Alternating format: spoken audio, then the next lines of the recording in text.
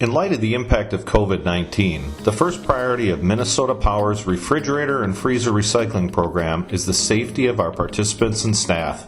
Here's how we've updated our process to safely collect fridges and freezers from outside of customers' homes with our no-contact pickups. Drivers arrive wearing proper protective equipment, having received instruction from the customer on where the appliance will be located. We'll only collect appliances that are outside of customer residences. If a customer's appliance is inside their home, we'll add them to our waiting list and collect the unit as soon as we're authorized to do so.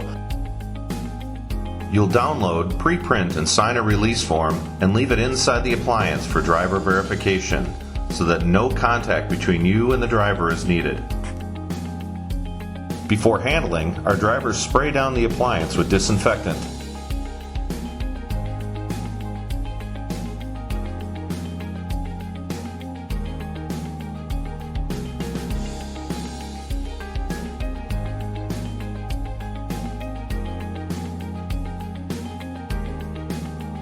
Drivers then load the appliance into the truck for recycling and leave without having any contact with the customer.